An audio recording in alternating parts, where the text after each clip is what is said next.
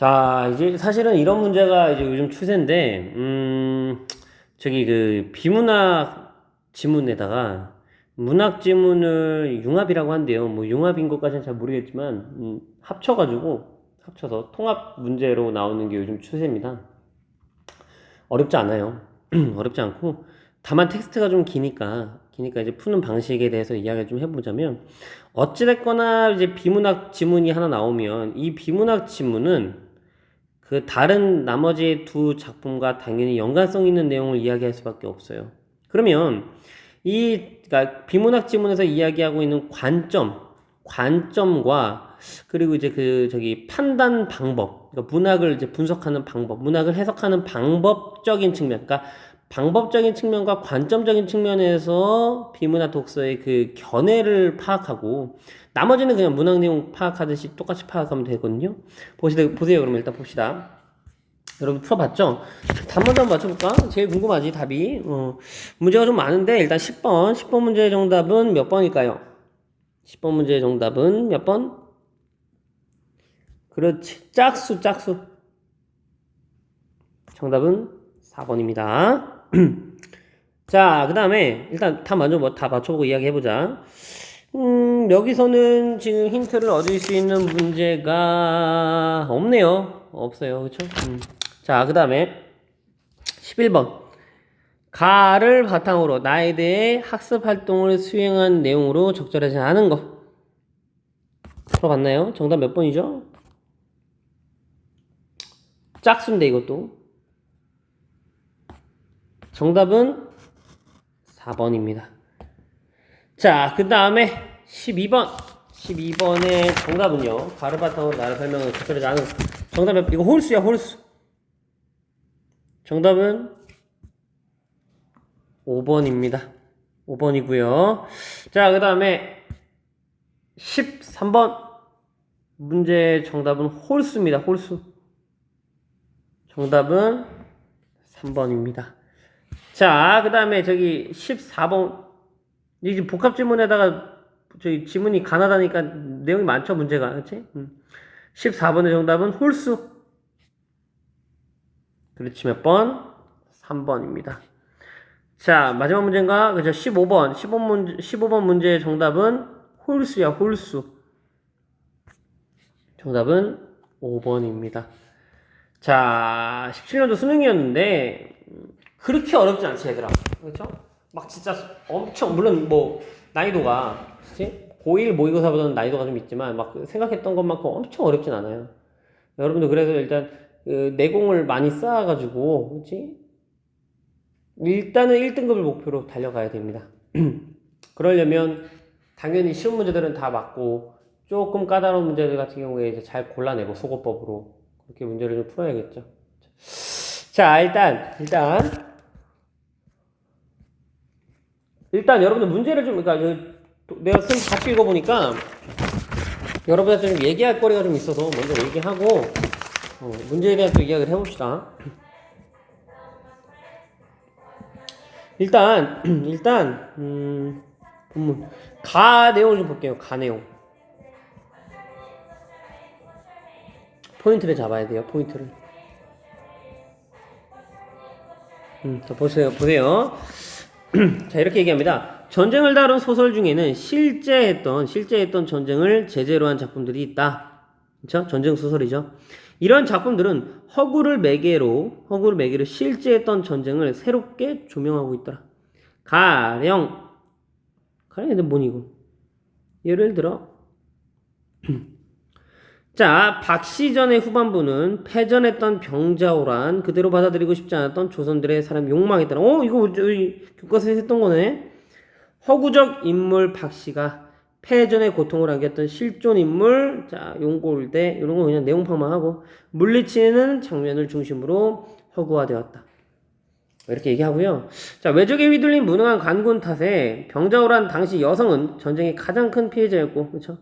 그래서 박시전에서는 이러한 비극적 체험을 다시 구성해서 전쟁의 화를 피하기 위한, 얘들아, 전쟁의 화입니다. 화를 피하기 위한 장소인 피화당에서 여성 인물과 적군이 전투를 벌이는 장면을 설정하고 있더라. 설명이죠? 내용 파악하기 좋지. 자, 이들 간의 대립 구도 하에서 전개되는 이야기는 조선 사람들의 슬픔을 위로하고 희생자를 추모함으로써 얘들아 이거 많이 틀리더라. 로서는 뭐니? 도구나 이유, 목적 뭐 이런 거 그렇죠? 로서는 이 사람의 직업이 또는 지위, 직책. 나는 선생으로서 뭐 아이들을 가르친다, 그렇지? 나는 저기 뭐 어떤 걸 함으로써 또는 뭐 칼로써 고기를 잘랐다, 뭐 이렇게, 그렇죠? 자, 공동체로서 로서 여기 나오네. 공동체로서의 연대감을 강화한다. 한편 시장과 전장이라고 하는 소설은 한국 전쟁이 남긴 상흔 얘들아 이건 상처의 그렇지 뭐예요? 흔적이잖아. 그렇지? 상처의 흔적을 직시하고 똑바로 쳐다보고 이에 좌절하지 않으려던 작가의 의지가 이념 간의 갈등에 노출되고 생존을 위해 몸부림치는 인물을 통해 허구화되었다. 얘들아 이 허구화라고 하는 단어가 지금 자주 보이죠? 키워드입니다. 그렇지? 허구화가 뭔지 일단 읽어보고 이야기를 해보자. 이 소설에서는 전장을 재현해서 얘들아 재현 이거 좀 알아줄까? 오타 아니에요 쌤? 아니야 이때 재현 맞아. 무슨 말이냐면 문학 용어야 이거.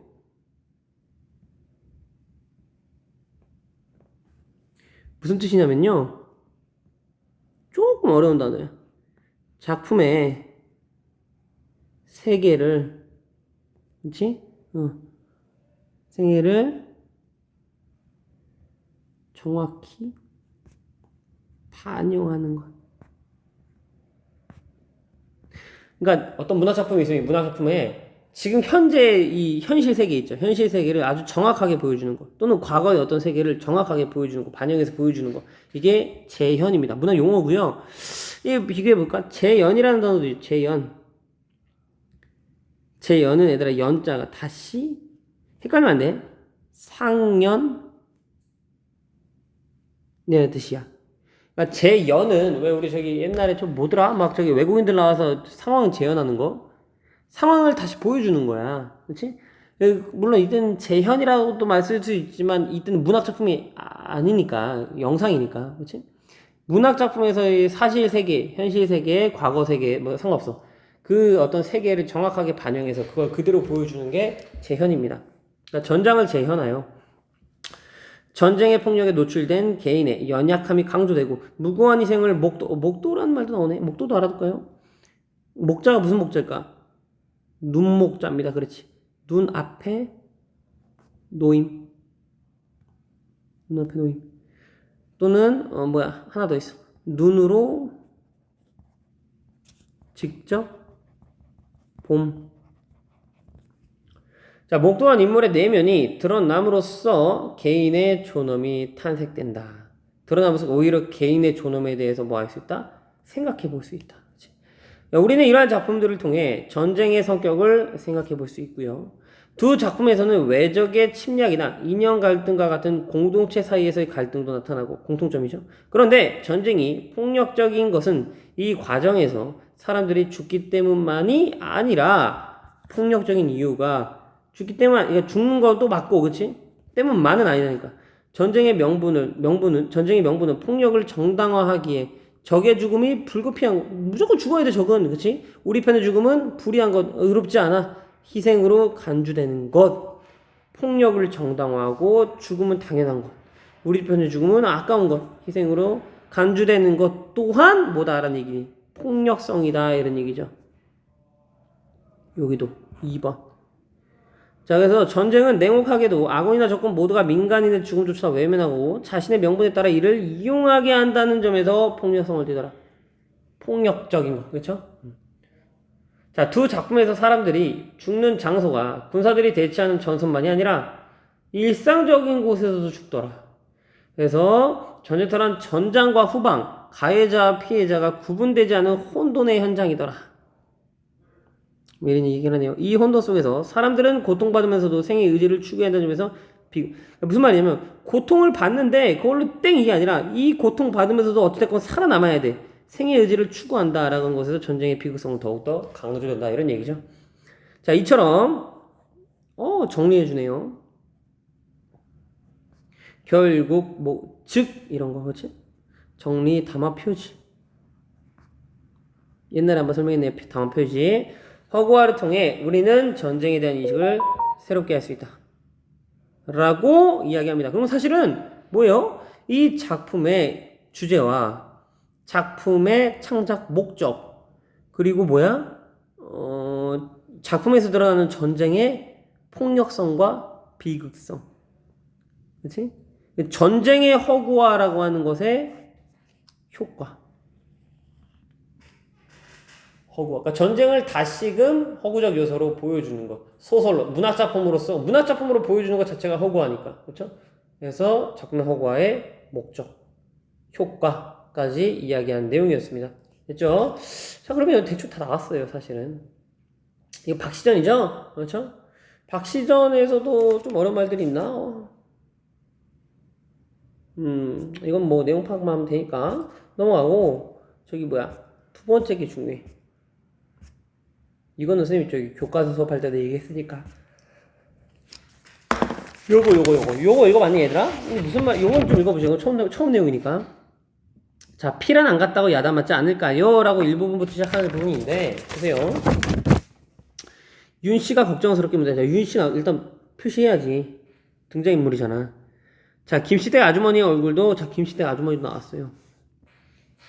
둘이 대화하고 있는 거죠. 그러나 이내 쾌활한 목소리로 쌀 배급을 주는데 야날 치려고요. 세상의 불쌍한 백성을 더 이상 어쩌겠어요. 그래도 댁은 우린 애아범이 그래놔서 전에도 배급을 못 타먹었는데 상황이 무슨 상황이야? 배급받는 상황이네. 그렇죠? 상황 파악해야지 빨리. 배급이 뭔데요? 음식이나 뭐 필수품, 생필품들을 분배받는 거겠지. 분배. 자, 그 다음에 이 마당에서 그걸 누가 알겠어요? 어지간히 시달려놔서 이젠 그렇게도 안 할 거예요. 뚝길을 건너서 인도교 가까이 갔을 때 노량진 쪽에서 사람들이 몰려온다. 어느 구석에 끼어 있었던지 용케 죽지도 않고 20명의 가량이 사람들이 떼지어 간다. 김시댁 아주머니는 여보시오 어디서 배급을 줍니까? 아직 그 상황이 아니죠.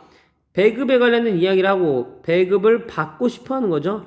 배급 받을 예정이야 예정 그치? 아직 아니고 물어보죠. 배급 자 하고 물었어요. 그들 미친들이 다 대답 안 합니다. 그렇죠? 당장 자기가 급해요. 여보시오 어디서 배급을 줍니까? 다시 물었어요. 여전히 그들은 뛰어간다. 윤씨와 김시댁 아주머니도 이제 더 이상 묻지 않고 그들을 따라 이 사람들 따라 뛰어가는 거죠. 그렇죠? 자 그들이 간 곳은 한강 모래밭이었고요. 강의 얼음은 아직 풀리지 않았다. 자 언제? 겨울 또는 초봄. 이런 게 좋지 않겠니? 사람의 어떤 그 전쟁에 의해서의 핍박감과 고통, 시련, 역경, 고난 이런 걸 표현하기에 계절은 겨울이 딱이죠. 자, 그곳에는 얘들아 연암따라고 하는 단어에 헷갈리면 안 된다. 연암따라고 하면 개수가 대충 몇 개일까? 이게 얘들아 열하고도 남는 거야. 보통 11명, 12명 이렇게 얘기합니다. 알아두세요 하나. 자, 연암은 명가래 12명 이 정도 사람들이 몰려있었다는 얘기가 되는 거죠. 사실은 배급이 아니었다. 자, 밤사이에 중공군과 인민군이 후퇴하면서 미처 날아가지 못한 식량이 직접적으로 나눠주는 게 아니라 챙겨먹는 배급인 거예요. 그렇죠? 식량이 여기저기서 흩어져 있던 것이다. 사람들은 갈 까마귀 때처럼 까마귀들이 왜 시체 막 파먹는 것처럼 몰려들어 가마니를 열었다. 그리고 악을 쓰면서 자루에다가 쌀과 수수를 집어넣는다. 쌀과 수수가 막 강변에 흩어져요. 아까 막 사람들이 막 자기가 챙겨 먹으려고 하는 거죠. 사람들은 굶주린 이리 때처럼 눈에 핏발이 서서 자루에 곡식을 넣고 짊어지고 있었다. 쌀자루를 짊어지고 강변을 따라 급히 도망쳐가는 사나이들. 쌀자루 왜 도망치니? 누가 뺏어먹을까봐. 쌀자루에 쌀을 옮겨놓는 아내들 필사적이다. 그야말로 전쟁이다. 자 중요한 건 얘기들아 여기는 전쟁터야 아니야. 전쟁터가 아니죠. 전쟁터 아닌 곳에도 아까 그 지문의 내용을 빌리자면 뭐처럼? 마치 전쟁터 아닌 것도 어디처럼? 전쟁터처럼 필사적이다. 그렇죠? 고통받고 있다 이런 얘기가 되는 거죠. 김시댁 아주머니와 윤씨도 허겁지겁 달려들어 쌀을 퍼낸다. 그리고 떨리는 손으로 자루 여미채 뭐 머리 이것도 있어. 그 순간 하늘이 진동하고 땅이 꺼지는 고함 소리. 총성과 함께 윤 씨가 푹 쓰러진다. 윤 씨는 외마디 소리를 지며 쌀자루에 얼굴을 쳐박는다. 거무죽죽한 피가 모래밭에. 뭐야, 총 맞은 거예요. 김씨 부인이 이제 애기 엄마 하고 소리쳐 부른다. 자, 지영은 그냥 쫓아간다. 또 다른 인물 나왔죠. 큰일 나요, 큰일 나. 지금 가면 안 돼요. 애기를 어쩌려고 그러는 거요. 자, 지영은 언덕길에 미끄러져 달려간다. 뚝길을 넘었다. 강변에 아무도 없었다. 강물도 하늘도 강 건너 서울도 회색빛 속에 쌓여 있었다. 지영은 윤 씨를 내려다본다. 그렇지? 총 맞은 사람. 쌀자루를 꼭 껴안고 있다. 쌀자루는 피에 젖어 거무죽죽하다. 지영은 윤 씨를 안아 일으킨다. 그리고 들쳐엎는다. 그는 한 발 한 발 힘을 주며 걸음을 옮긴다. 윤 씨를 업고 벼랑에 기어오른다. 아무것도 기억할 수가 없다. 아무것도 보이지 않았다. 얼마나 오랜 시간이 흘렀는지 그는 자, 전조작가 시점이네요. 그쵸? 서술분이잖아. 근데 이 인물의 지금 속마음, 심리를 다 이야기하고 있죠? 3인칭 전지적. 한번 파악해두면 좋겠죠? 자, 아무것도 보이지 않았다. 얼마나 오랜 시간 흘렀는지 그는 둑길까지 나왔다. 둑길에서 저 멀리 과천으로 뻗은 길을 바라본다. 길은 외줄기 멀리 뻗어 있다. 지영은 집으로 돌아갔다. 자, 이렇게 얘기하면 인물이 3명 나와요. 지영과 윤씨와 김씨. 죽죠? 누가 죽어? 윤씨가.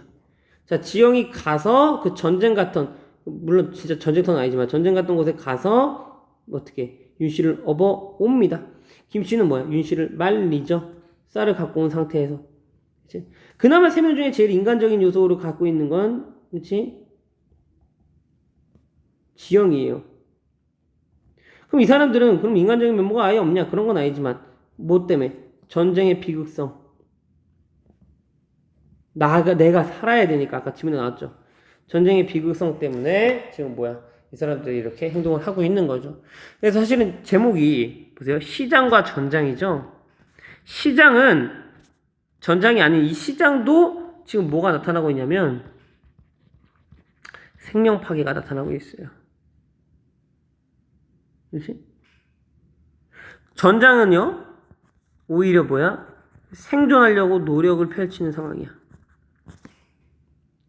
웃기죠? 전장은 살아남으려고 하고, 시장은 서로 죽이려고 하는 거야, 오히려. 이게 계속 어떻게 돼? 순환돼. 어느 하나가 고정되는 게 아니라, 전장이 시장처럼 이렇게 됐다가, 시장이 또 전장처럼 이렇게 됐다가. 그치? 사실은 얘네 둘은요, 시장과 전장은요, 완전히 뭐야? 대립적 시어여야 해요. 시어랜다. 대립적인 단어여야 해요. 시가 아니니까. 근데 여기서는 그렇지 않고 혼돈, 그렇지? 그 섞여 있죠.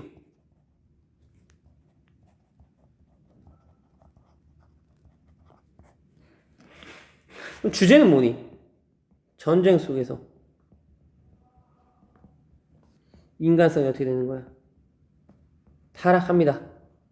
나 살아야 돼요. 근데 얘들아 끝까지 다 읽어보면요, 회복 부분도 어느 정도 보이긴 보입니다. 주제, 그리고 또 하나 더. 아까 그 내용을 빌리자면 전쟁에 무슨 성과 무슨 성을 고발한다? 폭력성과, 그렇지, 뭐 비극성을 고발한다 라고 하는 주제가 있겠죠. 자, 그럼 문제를 봅시다. 가해 전쟁의 허구화를 바탕으로 아까 그 비문학 독서지문, 독해지문, 나 다를 설명한 것으로. 자, 보세요. 1번. 나는 실제 있던 전쟁을 다루면서도 이를 알고 있는 그대로 받을. 자, 무슨 병자호란. 박시전이죠? 실제로 그대로 했니? 안 했어요. 여성 영웅 등장. 그래서 뚜까뚜까 패고 있죠? 용골대를. 그치? 허구화가 이루어졌다. 맞네요. 나는 박씨 등의 여성인물과 용골대 등의 가해 세력 간의 대립구도. 맞네요. 전쟁을 조명 다시 비추고 있다. 맞네요. 자, 그 다음에 다는 실제 했던 전쟁을 다루면서도, 자, 뭔데요? 한국전쟁. 다루면서도 그 상흔을 직시하려는 의지에 따라 허구화가 이루어졌다. 이건 왜 가능하냐면 얘들아, 비문학 독해지문에서 그렇게 나오거든요. 오케이. 자, 그 다음에 가해 전쟁의 허구화를 바탕으로 나 다를 설명한 것으로 적절하지 했죠. 4번. 다는 윤 씨와 지영의 관계에서 나타나는 피해자와 가해자의 대립구도. 얘가 이 사람은 없고 지금 다시 돌아왔는데 대립구도? 정답은 4번. 내용파악 문제였죠. 5번. 나와 단어 용골대나 중공과 같은 단어를 통해 실제 전쟁을 또 나왔다. 뭐 한다고? 불러 일으킨다고. 그렇죠. 이 단어를 쓰면 그 관련된 이 전쟁이 떠오르겠죠. 불러 일으키도록 했다. 맞는 말입니다. 정답은 4번이에요. 자, 잠깐 영상 끊었다가 오디오 체크하고, 힘들다. 자, 11번부터 마저 하도록 할게요. 여러분들은 바로 다음 영상을 보면 됩니다.